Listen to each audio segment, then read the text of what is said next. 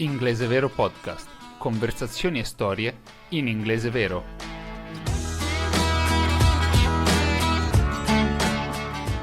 Ciao, sono Stefano Roganti, il fondatore di inglesevero.it. In questo podcast ti racconterò alcune mie storie in inglese, personali, sull'inglese e avrò delle conversazioni in inglese con i miei amici, madrelingua e non, da tutto il mondo che parlano inglese vero. L'utilità di questo podcast è quello di abituarti ad un inglese vero, senza filtri, senza livelli, che viene utilizzato in tutto il mondo. Con l'ascolto di questi podcast ti abituerai ad un inglese come non hai mai fatto prima, così da poterne sfruttare tutta la magia senza confini. Buon ascolto!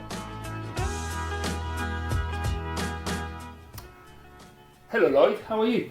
Very well, thank you. And you? Not too bad, not too bad. Can't complain. Good. It's sunny and I'm in England and I feel... damn it! Why have I just made a big mistake, Lloyd? Because this is Wales. Wales is a completely separate country. But in Italy we say England and we refer to England, Wales, and Ireland, North America. We just say England, isn't it? Not at all. No. You can say United Kingdom, you can say Great Britain.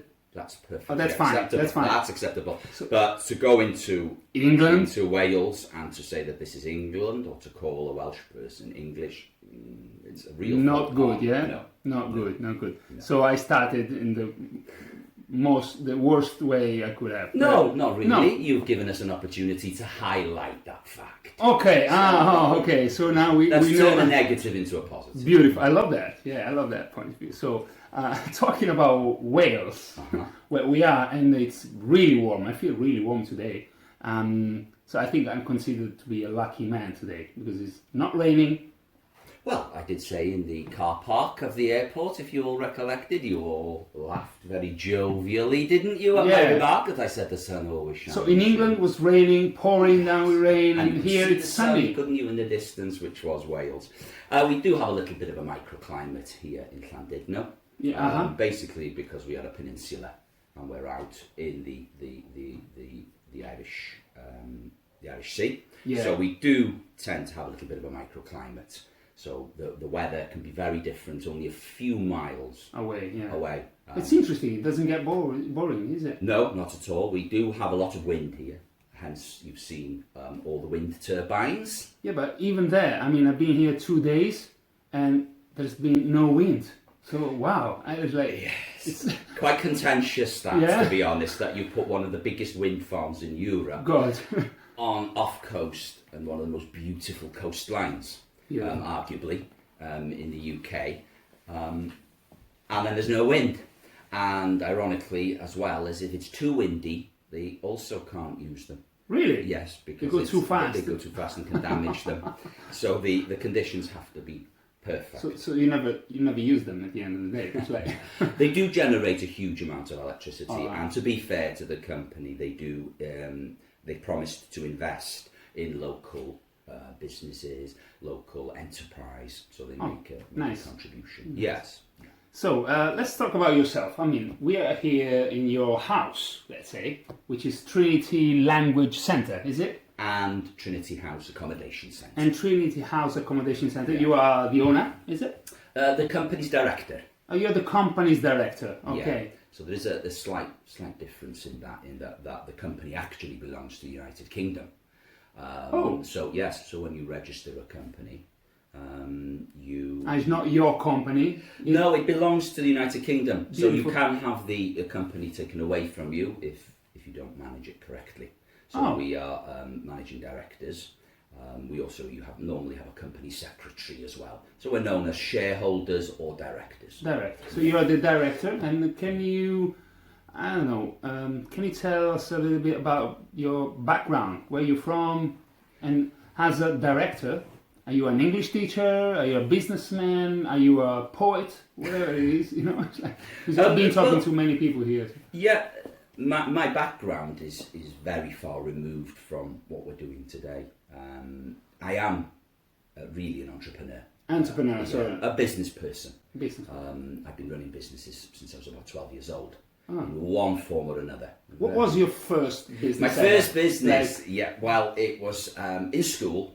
We used to have a break at lunchtime, and after eating our sandwich and on the way back to the school, everybody would buy just a little bag of sweets, 2 ounces, we used to call it. It was imperial measurements, ounces as opposed to grams. Okay, ounces, okay. Yeah, so it was ounces, and we'd come back, and that would just get us through the whole afternoon. Where would you buy it? The local sweet shop. Oh, okay. On the run back to school from going into town, and I'd seen that there was a huge amount of students going in and coming out with their little bag. And one day, my mother had made a very traditional British homemade sweet called treacle toffee. Treacle toffee. Treacle toffee. It is a toffee.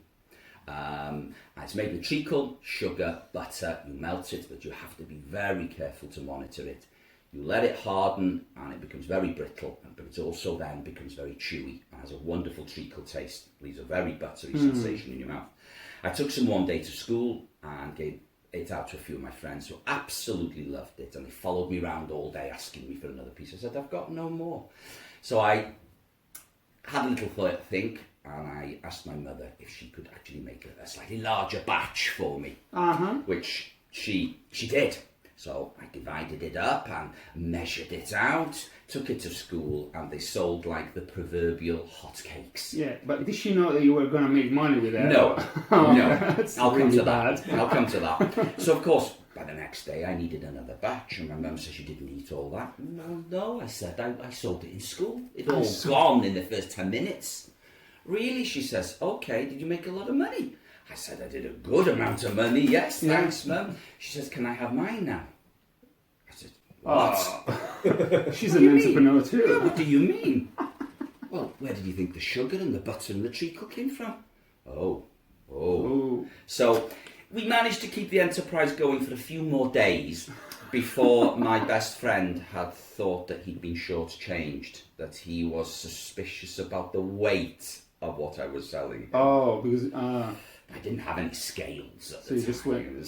So the enterprise soon fell on stony ground. Basically, too many demands. My clients were unhappy with the service. But you saw that it worked. I had money in my pocket for a week, but it wasn't long then before I progressed to other things. Other business. Yeah, so that even at 14, I'd moved on to a slightly more ambitious enterprise. So that's a symbolic way to see how the world of business works, you know? It just was do it trial and error. Trial and error. So yeah, and the next time I corrected some of the things, but it wasn't treacle toffee. We'd gone on to clothing, camouflage jackets. So that was actually very good. So I was never without money in my pocket. And I've always said, there's two types of people who earn money and people who make money. Yeah. Oh, wow. The best thing to do is to have a combination of the two, which is always what I did in my career, which was to have a full-time, stable job, and a regular salary, and spend my spare time making little enterprises, working with other people. What has been, so before we go into the present one, what has been the most interesting business idea you had after the toffee? Ooh, not the most profitable, but just the most interesting, like you said. This has been this particular enterprise. This one? That one we talked about. This enterprise that we're currently, which is Trinity Language Centre and accommodation, has been the most challenging. Obviously, it's been the largest. The most interesting, possibly, was a manufacturing business that I had, where I used to produce giftware for the local gift shops throughout North Wales.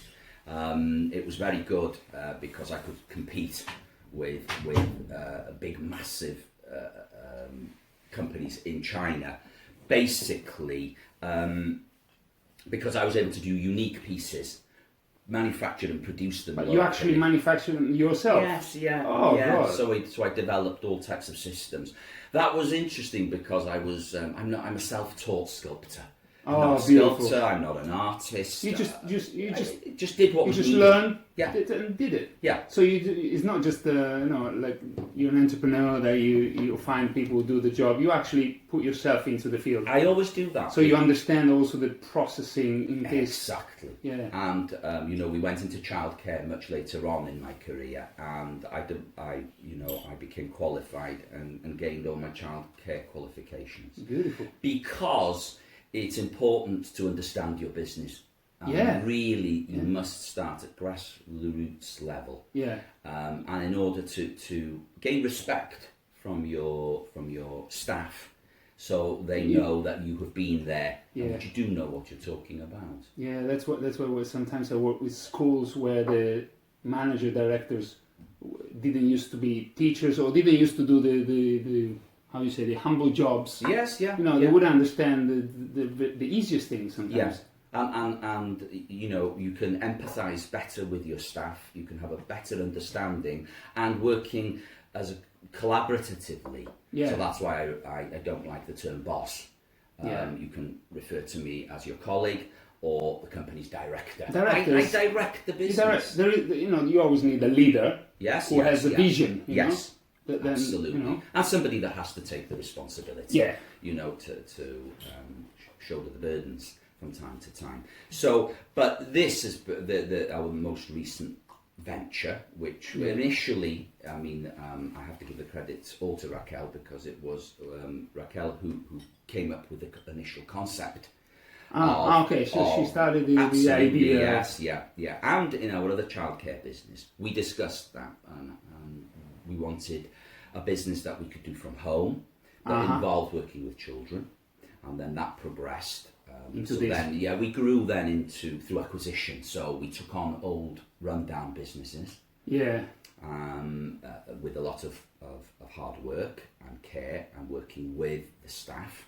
They are the most important resource of all. A building is just a building, but the staff are very important. So invested a lot of time working with our staff. Yeah, I've noticed that your staff is really like friendly and helpful. I asked for a few things here and there to the cleaner maybe, or the cook. I don't know which one was who, but they all helped me like they were the actual directors of the school. Well, and that was really good feeling for me, because I'm used to just employees who just don't give a something. Empowerment is something that we've been working on throughout the company, really, because you've got to have shared responsibility and to enjoy the success of jointly by working together, because it's as much their business as it is ours. We rely on each other, and our biggest resource is staff. So this is only a small portion of our staff here. We have nearly 50 in the organisation. So you've got teachers, other professionals. So they are what we call early years practitioners. So that's their title. They are qualified up to NVQ, National Vocational Qualifications. Some of them up to management levels, and they can progress. And of course, a lot of these qualifications in the UK are transferable. And you can get a credit and a point scheme to push towards perhaps a foundation. So they're happy about it. Yes, they get it here in the future. Yeah. And we want to promote. We make it very clear that we're happy for people to use our organisation as a stepping stone in their career. Yeah. All we ask is that you give us 100% when you're with us. But then give you a glowing reference.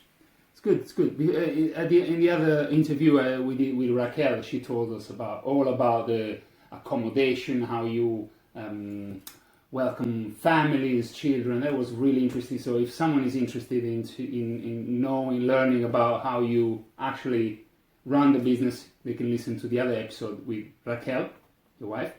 Your wife, isn't she? Yes, wife. Okay, so 15 years. 15 years, yeah. Sometimes you get this, like you take it for granted, and then you say, "Oh no, we're brother and sister" or something. Yeah. Anyway, that's very good.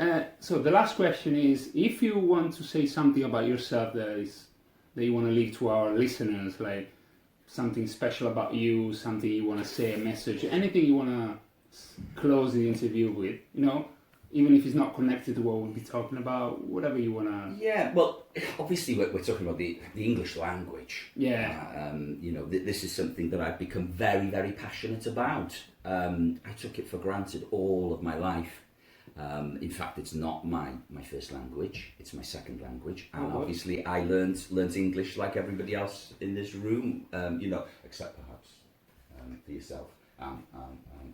So it is a second language for me. What was the first language? So my first spoken language was Welsh. Welsh? Yes, wow. My mother spoke Which is completely Welsh. different. Yeah, it's a Celtic language, so it has no Latin connection, except the more modern words that we've had to adopt. But otherwise, yes, it's one of the oldest languages in the world. How come you fell in love with English so much? The reason was because it's such an expressive language with such diversity. But lots of people don't realise that it actually was a peasant language and that it almost had disappeared into extinction. Yeah. In the 12th century, here in Wales, only two languages were spoken, and that was French and Latin. Whoa. And Welsh, obviously. So it was a minute language that had almost disappeared to then become this language. Her Majesty, the language. Yes, yeah. So. And I heard just the last thing I wanted to add. Yesterday you were talking in the van, and you were talking about using teaching English as a means to enlighten students, like to give them some...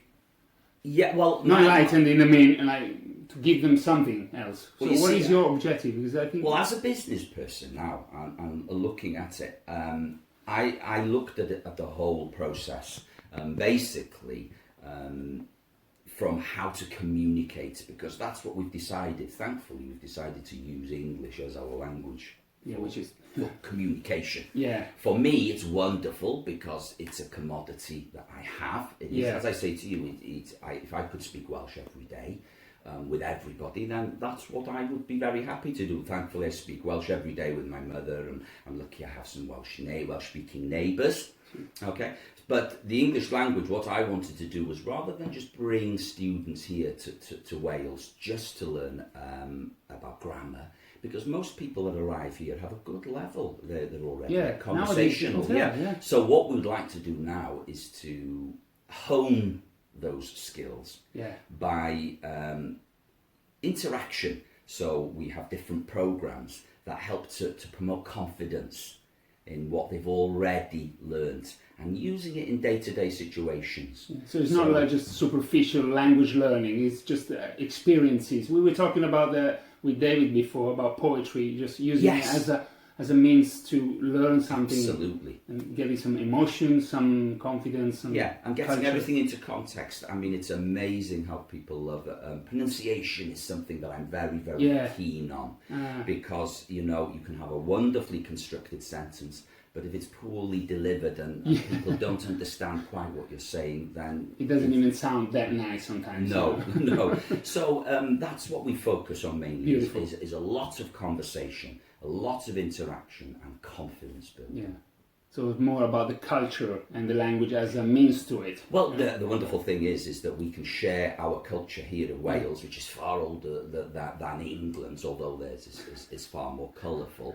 We can share, but using the medium of English. Yeah, because so you can enjoy it all different topics. Everything from poetry to cookery. But through the medium of English, which is what everybody wants. So we do hill walking, for example. We have a group that comes from Alicante in Spain, and it's amazing because they're all quite good conversational level. So while we're walking, we call it walk and talk. Walk and talk, and you talk about these... everything.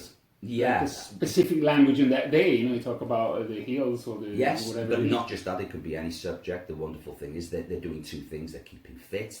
It's a healthy lifestyle. They're enjoying this wonderful, breathtaking scenery, providing the weather permits, and at the same time conversing with like-minded people who really share this passion about the English language. And just to close with, I really like the idea of using the body while learning. Because usually learning is refer to something that you sit down on a table and you just learn, but while you move yourself while learning, I think the learning becomes faster, more interesting, and more effective. Yes, Yeah. It is a really good way to reinforce happy memories and sensations will assist you with memory retention.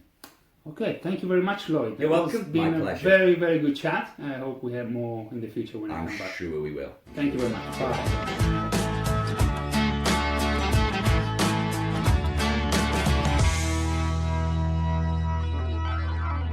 Grazie per aver ascoltato questo episodio del podcast di Inglese Vero. A prescindere dal tuo livello, ti consiglio comunque di riascoltare il podcast più volte. Se sei all'inizio, riascoltare ti servirà per poter capire meglio e farci l'orecchio. Ogni persona che intervisto ha un modo di parlare inglese diverso e serve tempo per farci l'abitudine. Se il tuo livello è un po' più alto, riascolta per cogliere parole ed espressioni che non hai colto la prima volta. E se proprio vuoi trarre il massimo dal podcast, riascolta anche successivamente cercando eventuali errori miei e del mio ospite. Indipendentemente dal fatto che tu li possa trovare o meno, indipendentemente dal fatto che esistano, questo di per sé è un esercizio potentissimo. In alcuni episodi trovi anche la trascrizione completa, che ti aiuterà a capire e verificare l'ascolto. Dove questo sia disponibile, troverai il link nella descrizione. Aiutami a diffondere il podcast lasciandomi un commento, soprattutto se il podcast ti è piaciuto, e condividendolo con i tuoi amici. Più saranno gli ascolti, i download e i commenti, più potrò proseguire con altri episodi sempre più utili e interessanti. Tu sei la mia motivazione. Se non mi conosci, ti invito nel mio sito www.inglesevero.it, dove trovi contenuti e curiosità su come imparare, mantenere e praticare inglese in modo concreto. In modo vero, come lo chiamo io. E poi potrai anche contattarmi se ne avrai bisogno.